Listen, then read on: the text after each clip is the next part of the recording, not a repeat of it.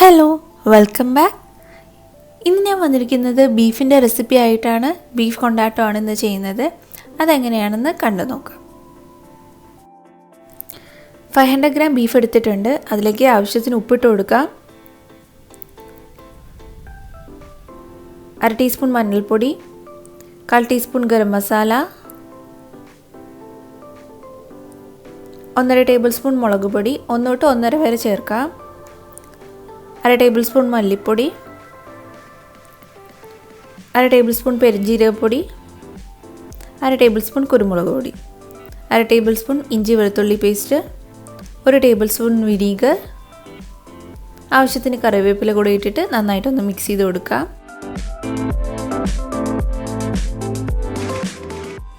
Add ചെയ്ത പൊടികളെല്ലാം ബീഫിലോട്ട് പിടിക്കുന്നവരെ നന്നായിട്ടൊന്ന് മിക്സ് ചെയ്ത് കൊടുക്കാം. അതിനുശേഷം പ്രഷർ കുക്കർ യൂസ് ചെയ്ത് കുക്ക് ചെയ്തെടുക്കാം. ഞാൻ വെള്ളം ഒഴിക്കാതെയാണ് കുക്ക് ചെയ്തിരുന്നത്. ബീഫിൽ നിന്ന് തന്നെ നന്നായിട്ട് വെള്ളം ഇറങ്ങി കുക്കായി കിട്ടിയിട്ടുണ്ടായിരുന്നു. ഏകദേശം ഒരു 4 വിസിൽ വേണ്ടി വന്നു ഈ ബീഫ് കുക്കാവാനായിട്ട്. ഞാനൊരു 90% മാത്രമേ കുക്ക് ചെയ്തിട്ടുണ്ടായിരുന്നുള്ളൂ. 90% കുക്ക് ചെയ്തെടുത്താൽ മതി. ബാക്കി നമ്മൾ ഫ്രൈ ചെയ്യുമ്പോഴൊക്കെ കുക്കായി കിട്ടും.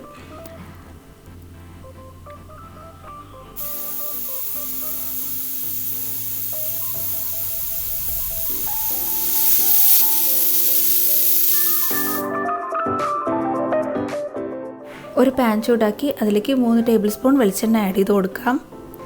എണ്ണ ഒന്ന് ചൂടായി വരുമ്പോൾ കുക്ക് ചെയ്ത് വെച്ചിരിക്കുന്ന ബീഫ് ആഡ് ചെയ്ത് കൊടുക്കാം. സ്റ്റോക്കോട് കൂടി ആഡ് ചെയ്യാം. ഒരുപാട് സ്റ്റോക്ക് ഉണ്ടെങ്കിൽ ഒന്ന് വറ്റിച്ചെടുക്കാം.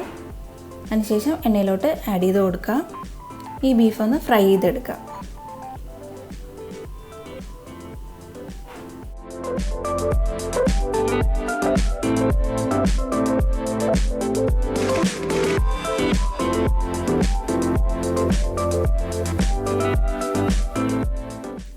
ബീഫ് നന്നായിട്ട് ഫ്രൈ ആയിട്ടുണ്ട്. ബീഫിൻ്റെ കളറൊക്കെ ഒന്ന് ചേഞ്ച് ചെയ്ത് നല്ല ഡാർക്ക് ബ്രൗൺ കളർ ആയിട്ടുണ്ട്.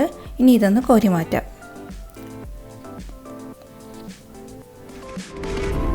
സെയിം പാനിലോട്ട് തന്നെ 2 ടേബിൾ സ്പൂൺ ഓയിൽ ആഡ് ചെയ്ത് കൊടുക്കാം.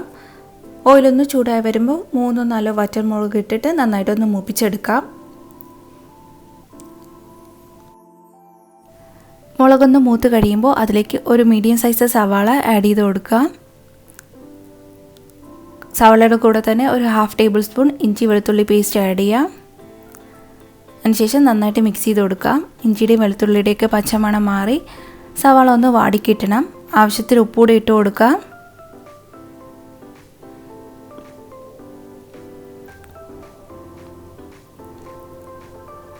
സവാള ഒന്ന് വാടി വന്നിട്ടുണ്ട്. ഇനി ഇതിലേക്ക് പൊടികൾ ആഡ് ചെയ്യാം. 1/4 ടീസ്പൂൺ മഞ്ഞൾപ്പൊടി, 1/4 ടീസ്പൂൺ ഗരം മസാല, 1/2 ടീസ്പൂൺ പെരുംജീരകപ്പൊടി, 1 ടീസ്പൂൺ കുരുമുളക് പൊടി ആഡ് ചെയ്യാം. പച്ചമണം മാറുന്നവരെ നന്നായിട്ടൊന്ന് മിക്സ് ചെയ്ത് കൊടുക്കാം.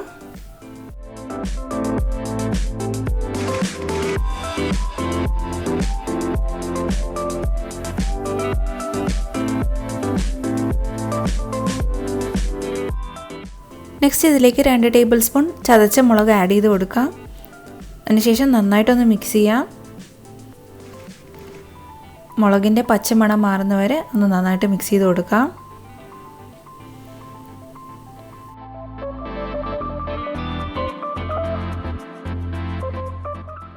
ഇനി ഇതിലേക്ക് ആഡ് ചെയ്യുന്നത് 1 ടേബിൾ സ്പൂൺ ടൊമാറ്റോ കെച്ചപ്പാണ്. അതുകൂടെ ആഡ് ചെയ്ത് നന്നായിട്ടൊന്ന് മിക്സ് ചെയ്യാം.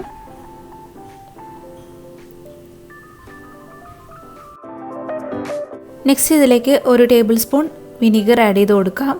വിനീഗർ ഇഷ്ടമല്ലെങ്കിൽ 1 ടേബിൾ സ്പൂൺ നാരങ്ങനീരും ആഡ് ചെയ്യാവുന്നതാണ്. ഇനി ഇതിലേക്ക് 2 ടേബിൾ സ്പൂൺ ചൂടുവെള്ളം കൂടി ആഡ് ചെയ്തിട്ട് നന്നായിട്ടൊന്ന് മിക്സ് ചെയ്യാം. അതിനുശേഷം ഫ്രൈ ചെയ്ത് വെച്ചേക്കുന്ന ബീഫ് ആഡ് ചെയ്ത് കൊടുക്കാം. നന്നായിട്ടൊന്ന് മിക്സ് ചെയ്യാം. ഈ മസാലയെല്ലാം ബീഫിലോട്ട് നന്നായിട്ട് പിടിക്കണം.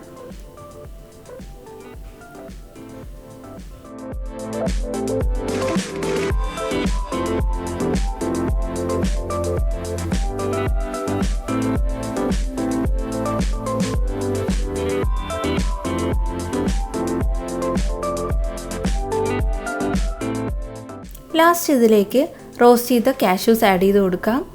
ആവശ്യത്തിന് കറിവേപ്പില കൂടി ഇട്ടിട്ട് നന്നായിട്ട് മിക്സ് ചെയ്യാം.